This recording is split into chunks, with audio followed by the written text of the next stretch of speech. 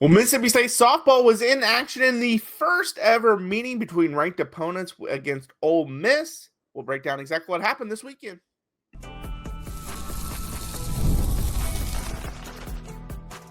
You are Locked On Mississippi State, your daily podcast on the Mississippi State Bulldogs, part of the Locked On Podcast Network, your team every day.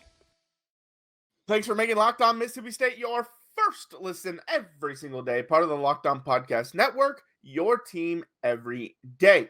This episode is brought to you by Monarch Money. Take control of your finances with Monarch Money. Use code LOCKEDONCollege at monarchmoney.com for 50% off your first year.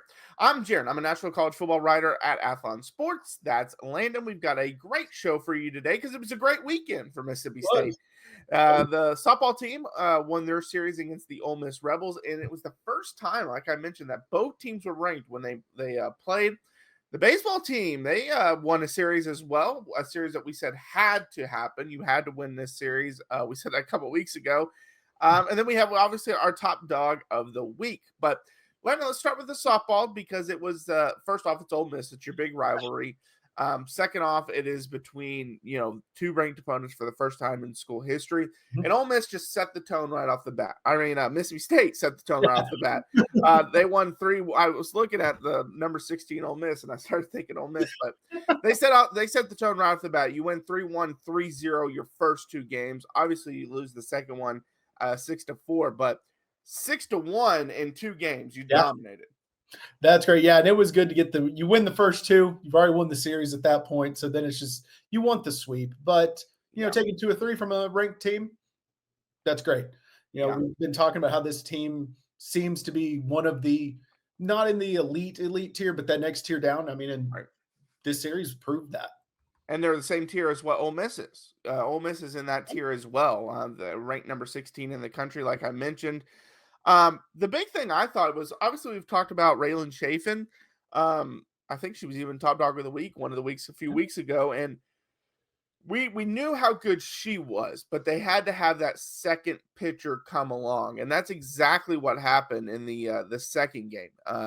Delainey Everett pitched a great game, 5 innings pitched, 2 hits, 1 base on balls, only had 3 strikeouts, which usually when you are having that dominant of a performance, it's usually because you have a bunch of strikeouts, and she didn't. And, she faced 17 batters in her 5 innings and just allowed 1 run and was dominant. And if Mississippi State wants to make a run at the World Series, Women's College World Series, they need that second pitcher to step up.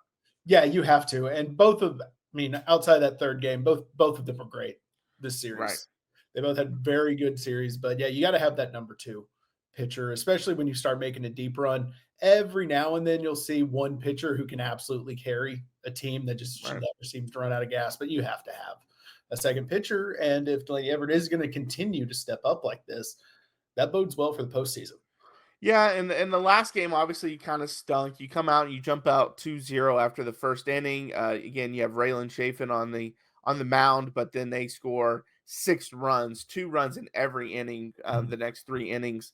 You try to battle back with a 2-run 4th inning to make it 6-4, but ultimately you just couldn't get over that hump. And Chaffin wasn't great in that one. She allowed she only pitched 3 innings. She allowed 5 hits, 4 runs, 4 base on balls. That was a struggle for her in that one. Everett comes in, allowed 7 hits, but only allowed 2 runs, and she only walked 1 person. So she didn't have a great last day, and neither did Chaffin either. But overall, you have to be very pleased with the series you just put together. Oh, yeah, you have to. And the Bats, they did what they needed to do, 3 runs in each game. It's not or the first 2 wins. That's not a huge offensive output, but they didn't need it. And they had enough offense to make the third game a game after they got down. So the Bats are they're good. The pitching was the story this weekend, but the Bats did a lot to, they show you that they're still there. They can still compete with everyone. So all in all, it's a great series for what you want the sweep, but it was a great series. Yeah, and it gives you some momentum heading into the SEC tournament. That starts on Wednesday. You play LSU, who's the number 10 team in the country. Number 10 seed, I believe, actually. But LSU, that's at 10 a.m. Central Time start on Wednesday. But if you win that, you get to play Oklahoma, who What a prize. four-time defending national champs, just swept you, but you were competitive in all those games. And they are right now the number one team in the country. Obviously, they were the SEC regular season champions. So it's not going to be an easy series. LSU has a good softball team, just like you do. And the bad thing is you haven't played this year, so you don't really know just like how good they are.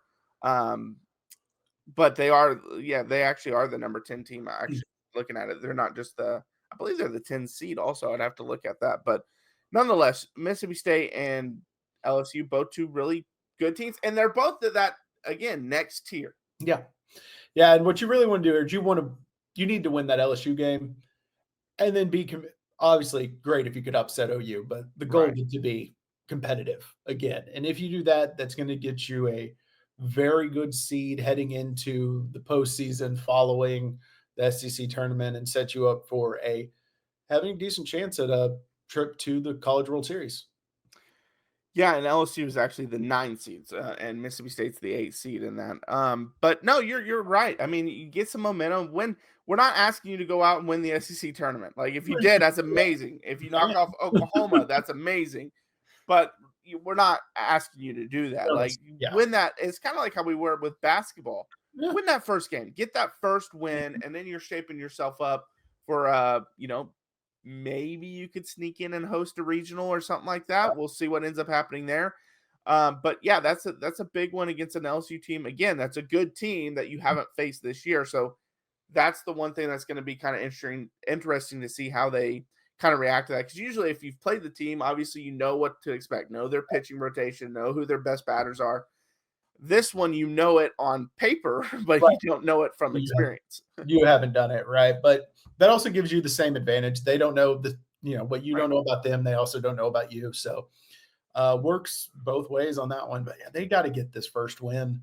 Mm-hmm. I mean, not saying if they don't, it's the end of the road, anything. But you really want it to help build momentum going into the postseason. And yeah, I mean, you want to upset OU. It'd be great. But I hate to say the odds of that happening, but I mean, we have 4 years of people being like, "Oh, this could be the year OU gets upset," and then they're inevitable. So you just want to be competitive there and set yourself up for a good run.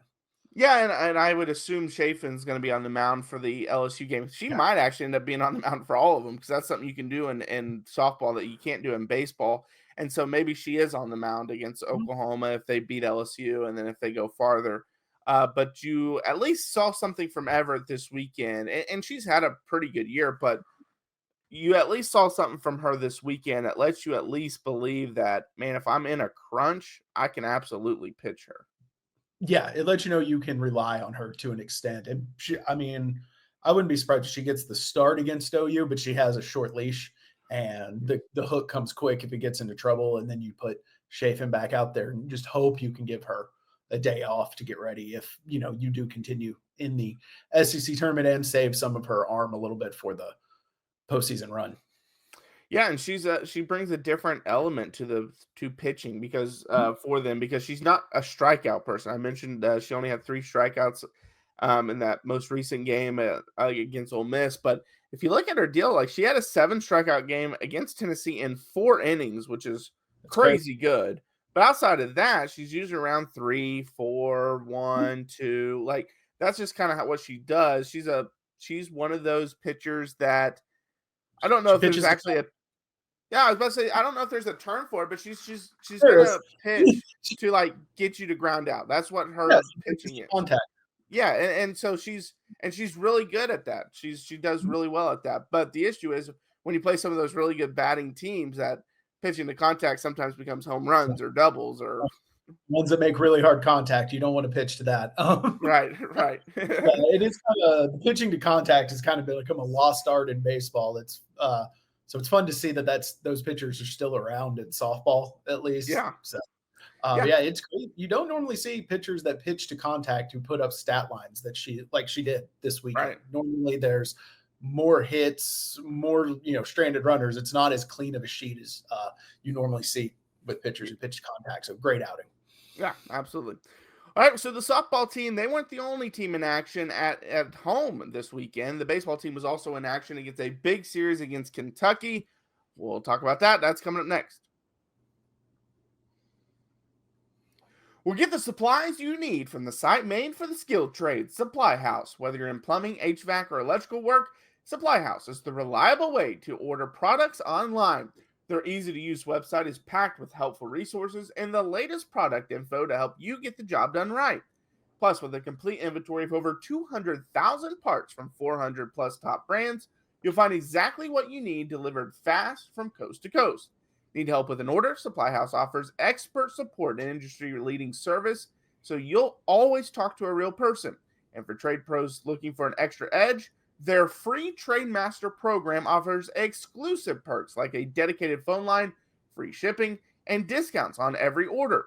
Thousands of skilled professionals are already taking advantage. Now it's your turn. Join the Trade Master program today at supplyhouse.com/TM and start ordering plumbing, HVAC, and electrical supplies with just a few clicks. Plus, use promo code SH5 for 5% off your first order. That's supplyhouse.com. All right, well, thanks for being Locked On Mississippi State, your first listen every single day, part of the Locked On Podcast Network, your team every day. All right, Landon, so this weekend, we talked about it, big series coming up, not just because you obviously want to get some wins, but also because Nick Mingione is essentially on a job interview, in my opinion, this weekend for Kentucky. He's been two-time National Coach of the Year, took them to their first College World Series ever last year. Kind of been a struggle this year, but man, Mississippi State, they set the tone again after winning 18-5 in 7 innings against Memphis. They turn around and win 14-4 in 7 innings in their first game to start the series against Kentucky. And then they win on a walk-off 6-5 in 11 innings in the second game. And right there, your series is over. You've got 2 out of the 3.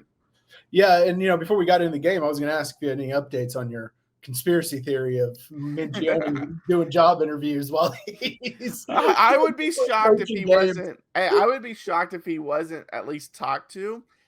Now, I'm a harsh critic in terms of I think he just worked himself out of the job because, and this is why I understand that it's a full body of work. I get all that, but when you play a Mississippi State team that was really reeling, I mean, so much so that you fired your coach. It's not like Kentucky is that much worse than Mississippi State this year.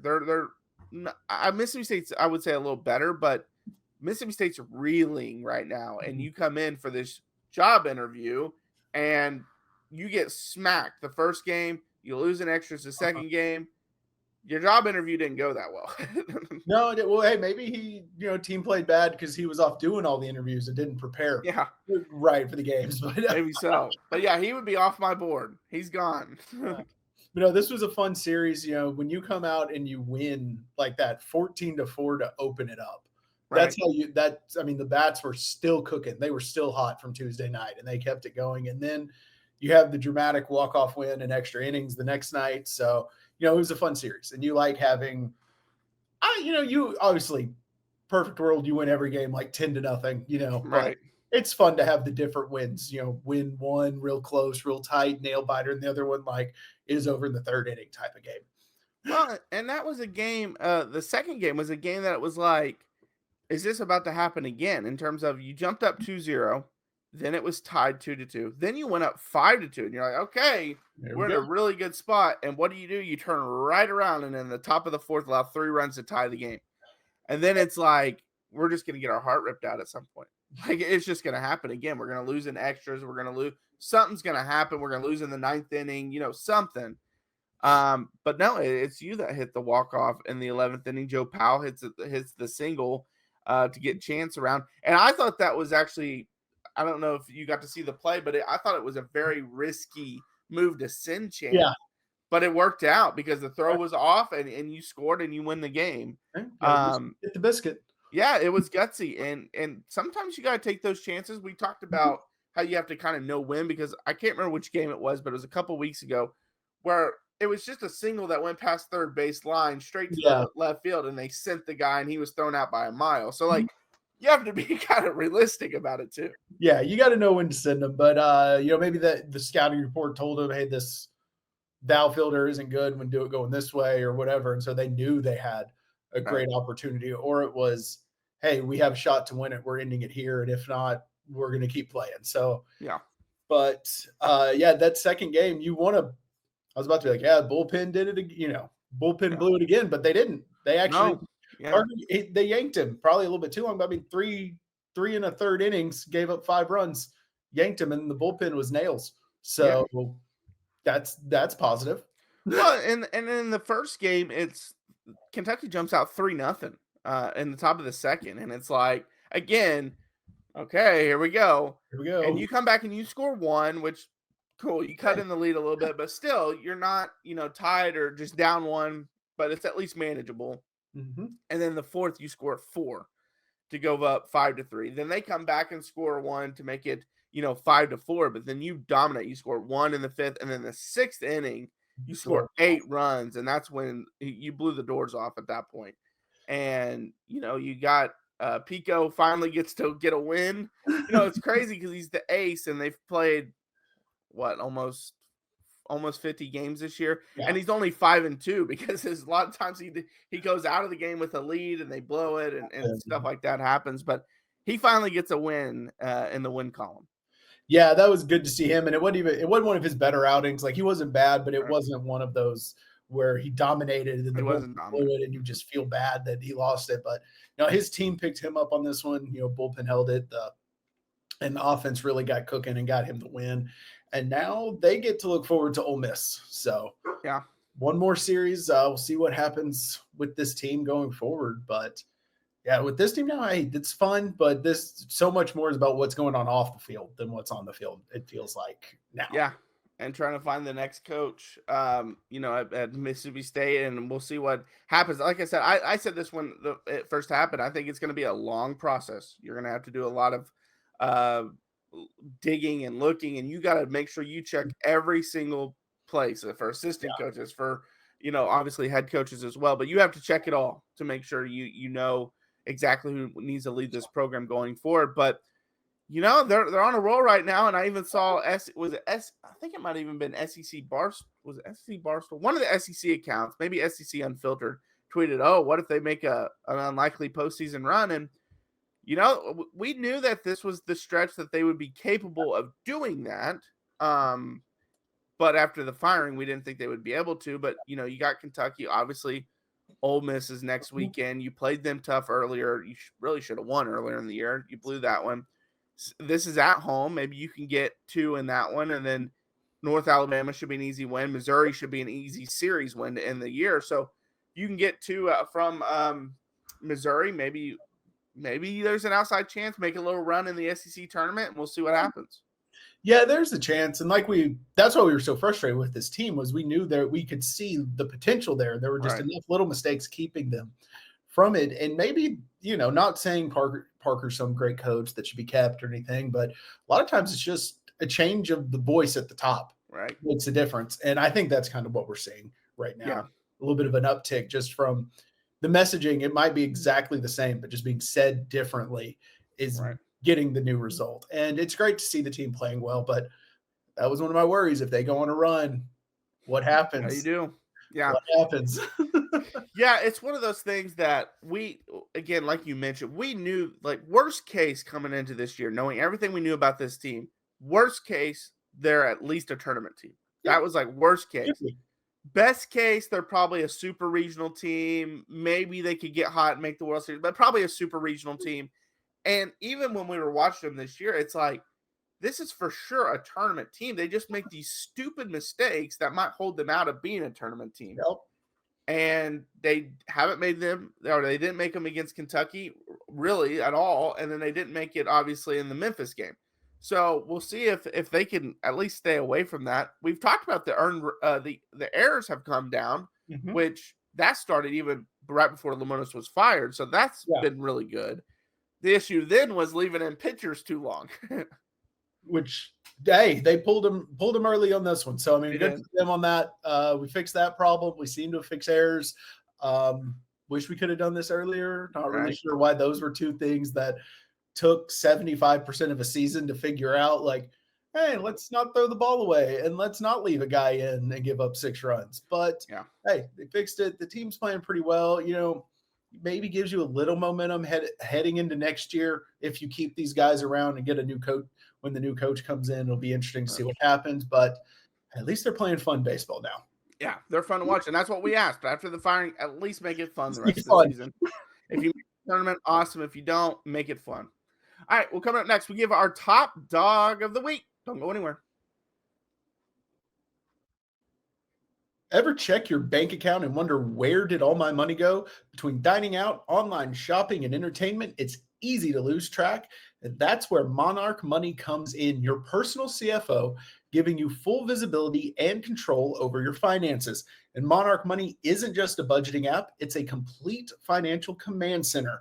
You can track all your accounts, investments, and spending in one place, so you stop just managing your money and start building wealth. And when I started using Monarch, I realized just how much I was spending on food delivery. And now I budget smarter and save more. All in one convenience. Instead of juggling multiple apps, you can use Monarch to check your finances, track spending, and even plan long-term goals. Easy collaboration. Managing money with your partner is smoother than ever. You can track shared and personal accounts, set goals, and stay on the same page without the stress. So take control of your finances with Monarch Money. Use code LOCKEDONCollege at monarchmoney.com for 50% off your first year. That's monarchmoney.com, code LOCKEDONCollege for half off your first year. All right, well, thanks for making Locked On Mississippi State your first listen every single day, part of the Locked On Podcast Network, your team every day. All right, Landon, it's Monday. Who's your top dog of the week? We talked about her a little bit earlier, going with Raelin Chaffin. We mentioned she had the rough third game, but 7 innings, 1 run, 5 strikeouts, and then the other one, 2 innings in relief with another strikeout. You give up 1 runs, pitch 9 innings over 2 games. That's good. That's an ace. Yeah, she showed that's what she was. Rough third game, but it's hard to be nails every time you're on the mound, or in the circle. But so great weekend from her. So hopefully we get to see her pitch for a little bit longer this year. Yeah, no, she was great. And I kind of struggle with this because Chaffin was one I considered. I also liked the pitching from the men's side, just as the staff, not just necessarily Pico or one person. I thought the staff did a really good job. Mm-hmm. Justin Parker for, like you said, pulling guys when they needed to be pulled. I also thought about Joe Powell. He hit the home run in the first game, then hit the walk-off in the second game. He was the other one I was thinking about. So he was one. But ultimately, I went with Delainey Everett, actually. Okay. And the reason why I went with her was just because like I said earlier in this topic, but earlier in this season, I said they have to find a second pitcher. Chaffin is a very good pitcher. She is very good. I don't know if I would put her up there with like the Kennedys, the elite of the elite, but she is very good. Mm-hmm. Which now in this era of softball, I don't believe you can rely on one pitcher all the way through. Now, if it's like a Kennedy, even then, I don't know. You still need a number 2, but it's not as necessary. It's not as necessary. And if you have a big time offense, then it's definitely not as necessary. Right. But I just don't feel in this era you can go through it with one pitcher. I actually was tweeting about Oklahoma this weekend because it was really impressive. They won the SEC in their first year. And someone was talking about, they obviously have Sam Landry, who I think is very similar to Raelin Chaffin in terms of they're both very good, but they also need a second person to step up. Now, their offense is elite, so they're still winning games at a higher clip. And I just thought Everett, came out and showed that she could be that, or at least someone that you're like, man, Chaffin has to have a rest today. We're okay going here. If we're in the Super Regional, we win the first game. We don't need to pitch Chaffin the next game because we have to win that one. We can pitch Everett, and she might win that game too. Yeah, I also thought about her because, like we mentioned, this was just a great pitching for the first 2 games of the softball series. So but you're right. You need at least 2 pitchers. Perfect world, you have 2 you can rely on, and then a third that you can use for mop-up duty if you have to. But really, do you have a perfect world with your pitching staff late in the year? Right. At any level in any sport. So Well, just transfer portal wise, who's going to want to be a third when they can go to another team and be the top dog? I mean, no pun intended, but that's just what can happen now. And so it's harder to get that. But yeah, you need two. And Everett showed she can at least be relied upon to an extent if you had to throw her in a pinch. Yeah, agreed. I considered her for it as well. And, big softball guys here. We're ready. We're ready. And I'm glad the SEC tournament's this weekend. We'll preview that matchup more when on Wednesday's podcast. If they win, we'll talk about Thursday with Oklahoma. So a lot of stuff happening right now. So it's exciting. But thanks for making Locked On Mississippi State your first listen today. For your second listen, check out the Portal Show. Brian Smith has the latest rumors, portal entries, and signings.